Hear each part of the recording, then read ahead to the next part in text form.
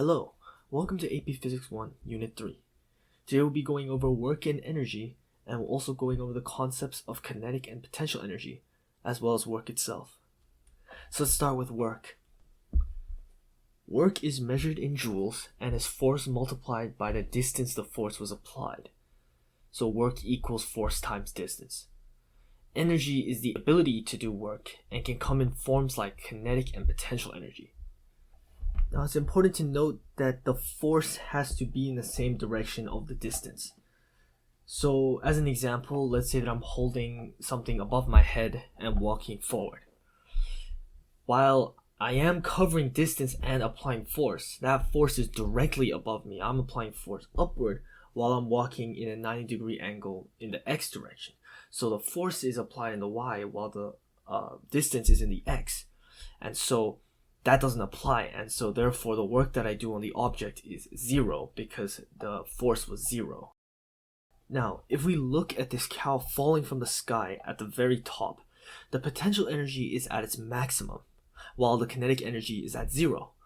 But once it starts falling, and as soon as it hits the ground, the kinetic energy is at its maximum and the potential energy is now zero. So you might be wondering how you know where the potential energy is at its maximum and where it's at zero. Well, lucky for us, we can actually just choose anywhere. We can choose two arbitrary points to be potential energy maximums and minimums, and you'll always yield the same answer no matter where you pick. So if I said the cow, try to figure out the velocity of the cow halfway in between that fall, it would still yield some sort of velocity that is correct. So this becomes very useful in our practice problems. Now, what is kinetic and potential energy's equations? How do you calculate them? Well, energy's equation is 1/2 mv squared, with m being mass and v being velocity, while the gravitational potential energy is mgh, m being mass, g being gravity, and h being height. The height that we talk about is actually purely in the y direction. If an object like this minecart rolls down the ramp, and the height of the ramp is 8 blocks, the potential energy is only worried about the 8 blocks. It doesn't matter how steep the ramp is, it will always yield the same potential energy. So the height is the only thing you take into consideration. Now let's learn about the law of conservation of energy. In a system with no outside forces, like friction, the mechanical energy, which is kinetic and potential added up, will be the same all the time. So this means that the amount of total mechanical energy never changes, but the amount of each might change. So if we go back to that cow example, the potential energy was max at the top, and then it was zero at the bottom, but the kinetic energy always balanced it out. So now let's explore some examples of this. Okay, so this is a very, very common physics problem that may show up on the test. And it's usually a ball or something that rolls down a ramp. In this case, for us, it's going to be a minecart that goes down a ramp, right? And it's asking, when it gets down to here, what is the velocity of the minecart? What is it going to be? Now, it may seem very hard, but this is why energy, I feel, is one of my favorite units, is because it makes it very, very simple. So we know that since there's no outside forces, we're going to assume that this ramp is frictionless. We're going to assume that E1 equals E2. So basically what this means is the energy before is going to equal the energy after. So what is in the energy before? Well, it's going to be gravitational potential energy plus 1/2 mv squared, right? So it's going to be the potential plus the kinetic. Those are the only two energies right now. And afterward is more or less the same thing, right?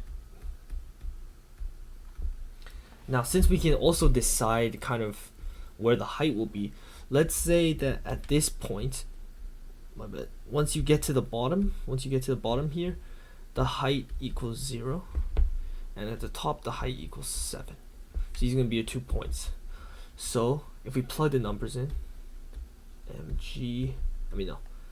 so this is before, when the minecart's up here, equals mv squared equals mg 0 is 1/2 mv squared. So these are the two, once you plug it in. So you'll notice that since this is 0, you can just cross that out, and you'll get 7 mg. Oh, sorry, not equals, my bad. That's plus. So what else do you know? Well, you know that at this point, that's the velocity you're trying to find, but at the top here, the minecart, it starts at rest and then it rolls down, right? So it means that at the top here, velocity equals 0. So we can say, since this is the situation here, when it's at height equals 7, velocity equals 0. Interesting. So what does that tell us? Well, now that tells us this is out. So what we're left with is a very simple but nice problem at 7 mg equals 1/2 mv squared. And now you'll see the m's are the same, so we can cross that out. 7g equals 1/2 v squared. Now you just use algebra at this point. It would be 14g square root of 14g equals v, right? And that you get a velocity of 11.713 meters per second as the velocity. So at this point down here, the velocity will be exactly this. Now I use 9.8 for gravity, just as an FYI. And yeah, so you can see how simple this equation can make these problems. It may seem daunting, but the fact that it doesn't matter how steep this ramp is or how much degrees this ramp has, it will always have the same potential energy up here. Alright, so this question is kind of going the other way of the previous one. So now we're pushing this minecart up. And the question is, if I push this minecart 5 meters per second in this direction, how far up the ramp will the minecart go? So how far up? Now, not to get confused with the height and the ramp are two different lengths, so we'll have to find that later. So let's set up our equation. Our potential energy at the beginning plus 1/2 mv squared, our kinetic energy, and then the same thing on the other side, since it is a closed system, right? And in the beginning our h is 0, and at the end our v is 0. So we have this equation. Let's say that the minecart is 10 kilograms equals mg. Actually no, we won't even need the mass, so we'll cancel the m's out and we get 1/2 v squared equals g times h. So since we want to solve for since we want to solve for h, we'll go 1/2 v squared divided by g equals h. And we're going to use 9.8 for our g here, so we're going to get a value of 1.276. So actually not too far up, but remember this is only the height, so this minecart is going up 1.726. We don't know how far up the ramp it's going. And to find that, we can see that it makes a triangle here like this, and all we have to do is find our hypotenuse. Now in this case we have theta. We know what theta is. It's 45 degrees. It's just 45 degrees from the geometry of the rails. And so since we know it's 45 degrees, we can assume 0.276. So we can say that if we want to find x, sine of 45 degrees equals what is it? It's 1.267 divided by x. So then it would be x equals 1.276 divided by sine of 45 degrees. And whatever we get should be the answer to our problem.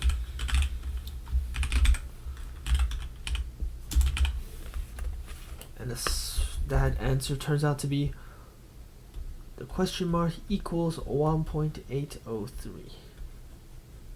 So that is our answer. It goes 1.803 meters upward before stopping and then eventually coming back down. Now this is going to definitely be one of our harder problems. So this basically what this question is asking is, since we have this little ramp over here, the minecart will follow this track and then shoot off this ramp and then land somewhere over here. And our question is, from the minecart's kind of starting, like when it launched, the launch point, how far is this? That is the question. So it is definitely a little bit of a tougher problem, but if we break it into 2 steps, it makes it a lot easier. So this is a very good tactic for any physics problem, but if it's a big problem like this, usually they have parts from 2 different units, or even 3 sometimes. And so we know that this part is going to be energy, since energy is conserved, and this part is kinematics. So we can split this problem into 2 based on where the minecart is. So let's start with energy. So with energy, it would be, so we start off with mgh plus 1/2 mv squared equals the end, which is also mgh plus 1/2 mv squared. So we just need to find the velocity now. So the velocity at the beginning is obviously 0. And yeah, the velocity at the beginning is 0, while now this is kind of difficult because it also comes back up and then it launches off. So a lot of people might be wondering, like, well, what is the energy at that point? Well, it's actually quite easy, because you can just ignore this bit. You can actually ignore this entire bit, and the reasoning is that since there's no friction, regardless of if it comes up or like whatever path it takes, if it lands in the same level, y level, as before, the energy will be the same. So basically what this means is that you can cut this part out and pretend that this is h equals 0. So the h will actually be 1, 2, 3, 4, 5. So h will equal 5 when it comes up here. So we're just imagining there's a flat ground and then it launches kind of up like this. So we do not need to care about this bottom bit. So it will be mgh while h is 5. And then at the end, h is 0, so we can cross that out. So we have our equation of mgh equals 1/2 mv squared. Now we cancel out m's, and we need to find the velocity, so we got 2gh square root equals v. Now we're going to get a value for that later, but we can just plug that into the variables. So let's begin with kinematics. So the thing that we know is that it shoots off at a 45-degree angle. I'm going to erase this, 45-degree angle, because you know the minecarts are at a 45-degree, the rails are at a 45-degree angle. So we need to split kinematic questions into 2, y and x. So the y has an acceleration while the x doesn't, because we're assuming there's no air resistance. So the y equation would be the displacement of y equals the initial velocity t plus 1/2 at squared, right? And this is an equation that will come up on your physics equation sheet, so there's no need to remember this. So x will be the exact same, but we'll come back to that one later. Now, our acceleration is g, right?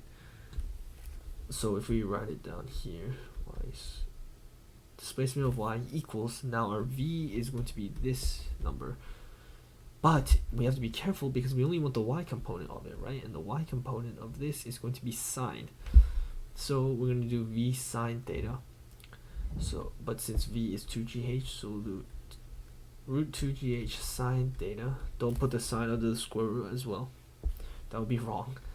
T plus 1/2 gt. So, and g in this point is negative 9.8. So now we just have to figure out when y equals 0. Right, when y equals 0, now this is could trip a lot of people up, because you have to remember that there's still this amount of distance left. It's not going to be a flat ground, so we still need one more variable somewhere here that kind of accounts for that. So since this is 2, we can say that if we imagine this is a parabola, that's kind of like this. Since g is negative, it would be a upside down parabola. This is actually still flat ground, so we need to add the parabola by 2 and figure out where the t lands this time.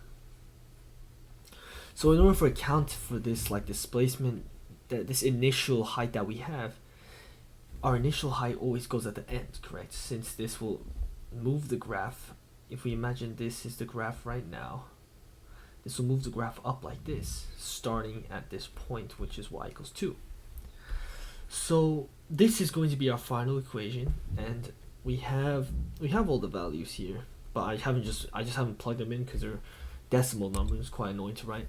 So we're just gonna assume that, I mean, we know all these numbers. So if we put g as 9.8, plug it all in, and then just use a quadratic calculator, or just see where the graph hits y equals 0. On the positive side, make sure you get the positive side. If you get the negative side, it will be wrong. We will get a value of t equals 1.6726 seconds. So this is how much time it takes for this minecart to go from here all the way down to the ground over there, whatever. I can't draw a very good curve. So we're not done yet. We still need to figure out how much x there is, and for the distance, all we have to do is multiply. If we go back to our x equation here, since there's no gravity, no acceleration, it's just going to be the displacement of x equals the initial velocity t, which then in turn means that this is our t, we have our t, and our v0, or our initial velocity, is going to be this times cosine theta this time. So our x would equal 2 square root of 2gh cosine theta t. And it turns out to be 11.70282 meters.